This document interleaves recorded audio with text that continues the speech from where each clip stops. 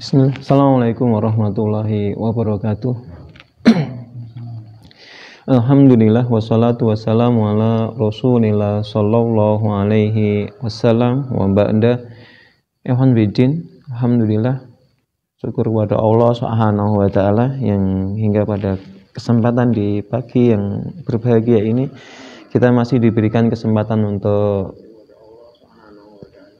menambah ilmu kita, belajar bersama. Semoga Allah Subhanahu wa taala limpahkan kepada kita cahaya hidayahnya, bukakan kepada kita hikmah-hikmahnya, dan memampukan kita untuk mengamalkan apa yang telah Allah fahamkan kepada kita. Amin Allahumma amin. Ikhwan bidin, ada satu pelajaran yang mungkin bisa kita ambil dari satu kisah ini, kisah seorang yang belajar kepada seorang syekh, seorang ustadz, yaitu Hatim Al-Asham. Suatu ketika Hatim Al-Asham ini pernah ditanya oleh guru beliau, syekh beliau, yaitu Ibrahim Al-Balkhi Al-Khurasani.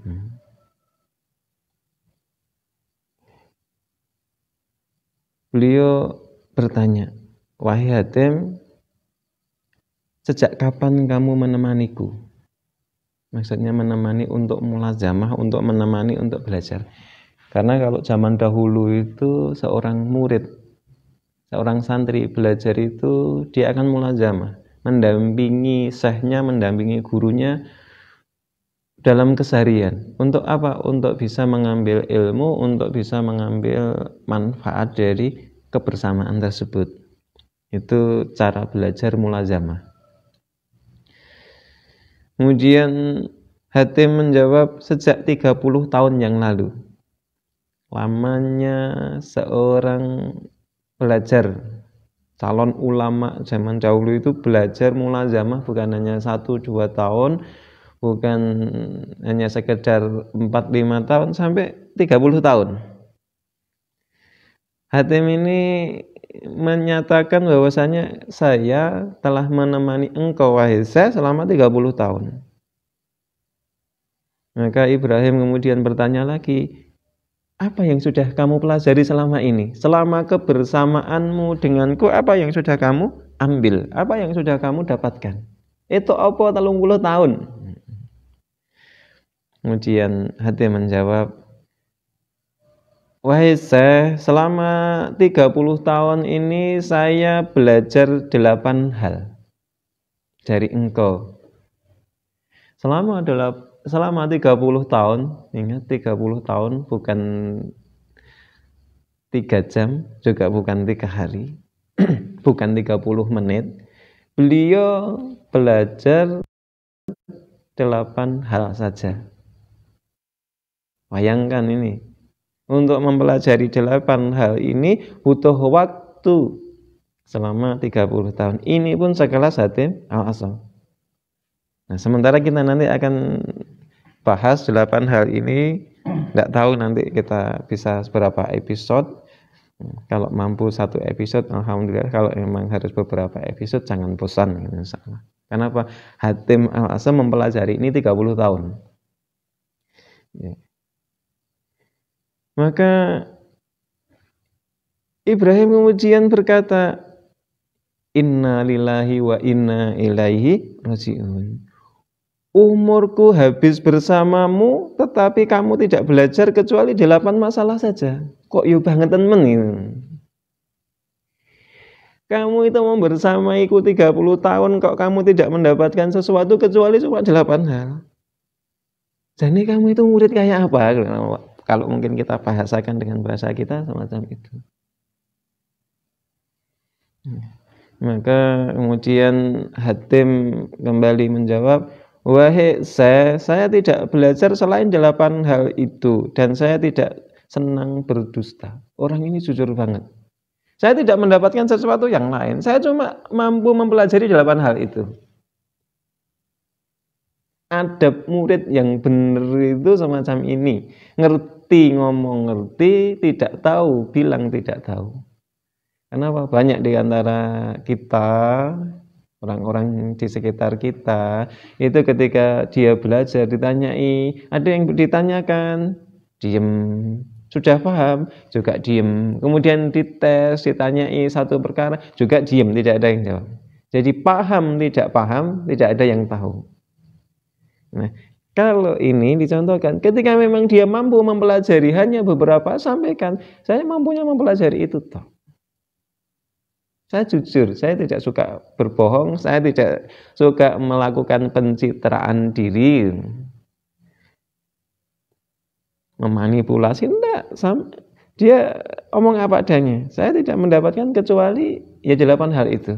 Maka kemudian sang ustadz, sang guru, sang syekh, beliau Ibrahim kemudian berkata, kalau gitu ceritakan ke-8 masalah itu, supaya saya bisa menyimaknya, saya bisa mendengarnya. Apakah yang kamu pahami itu sudah benar atau belum? Yang kamu ngerti itu sudah benar atau belum? Yang kamu ambil dariku itu benar atau belum? Ceritakan itu. Ini 8 hal yang akan kita pelajari yang telah disimpulkan oleh Hatim Al-Asam selama 30 tahun. Kita akan mengambil ilmu yang digali, yang dicari selama 30 tahun. Semoga mungkin dalam beberapa episode cukup nanti. Kemudian Hatim menjawab, yang pertama, perhatikan ini yang pertama. Saya memperhatikan makhluk ini yang ada di dunia, manusia dan juga yang lainnya. Saya memperhatikan makhluk, terutama manusia. Lalu saya melihat bahwa setiap orang mencintai kekasihnya hanya sampai kuburannya saja. Jadi setiap manusia itu mencintai kekasihnya, pasangannya, anaknya, orang-orang yang dikasihi itu hanya sebatas sampai kuburannya saja. Setelah itu juga selesai.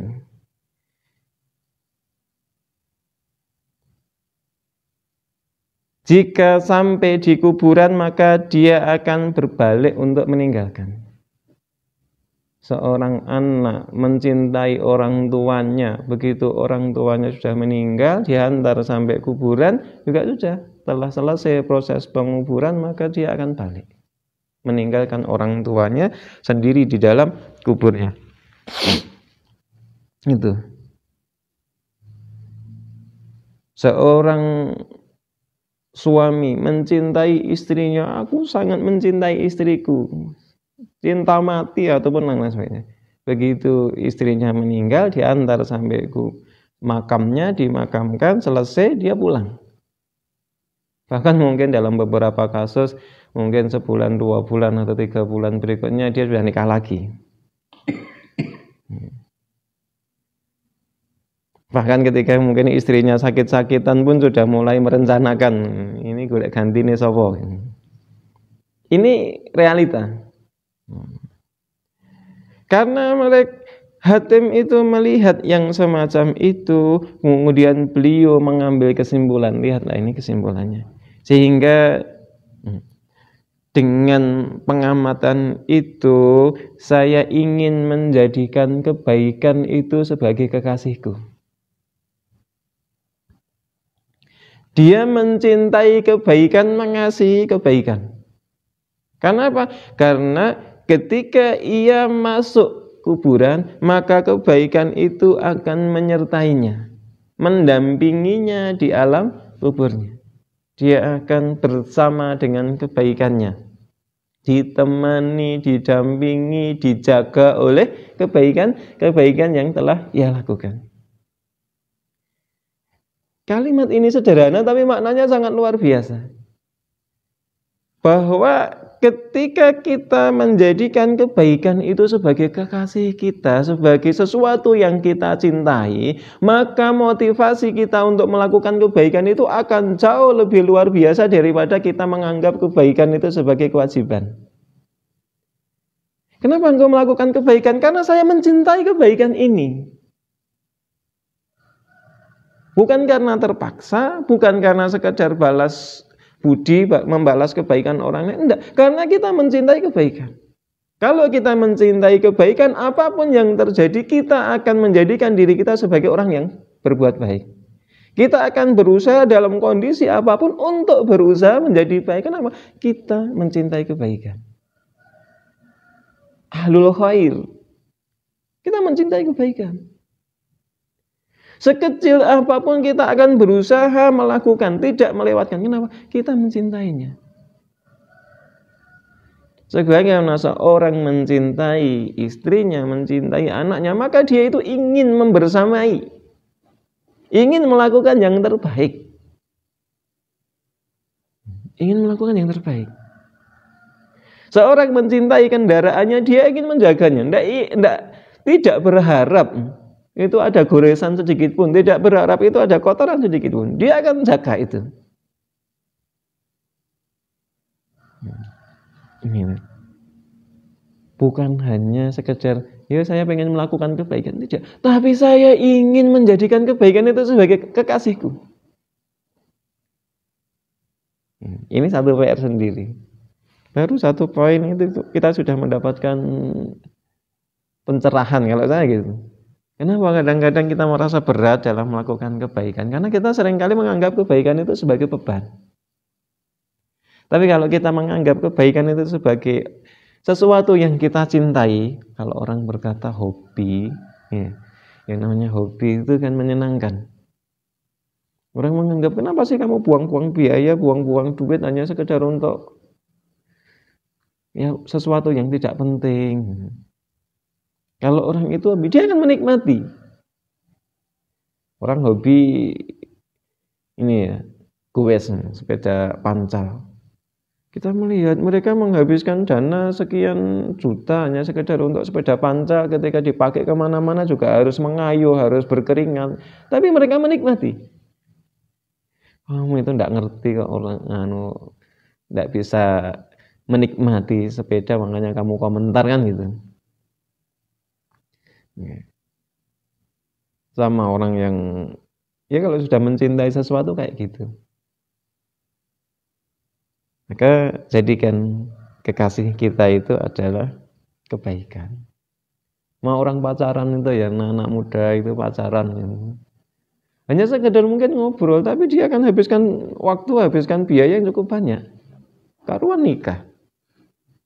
Nah, tapi kalau kemudian dikritik, oh, kamu itu tidak tahu rasanya orang jatuh cinta kan gitu. Maka satu hal ini kita perhatikan, kita berusaha untuk menjadikan kebaikan, hal-hal yang baik, perkara-perkara yang baik, perkataan yang baik, perbuatan yang baik itu sebagai sesuatu yang kita cintai. Sehingga apa? Nanti semoga kebaikan itu, hal-hal yang baik itu akan menemani kita di alam kubur kita. Nah, ini kayaknya cukup ya, satu poin dulu. Kita akan lanjutkan nanti kelamaan nanti membosankan. Insya Allah dilanjut di sesi berikutnya di lain kesempatan. Masih ada 7 perkara. Semoga nanti kita diberikan waktu dan kesempatan oleh Allah untuk melanjutkannya. Satu ini dulu coba diamalkan. Semoga bermanfaat. Allah a'lam shawab. Assalamualaikum warahmatullahi wabarakatuh.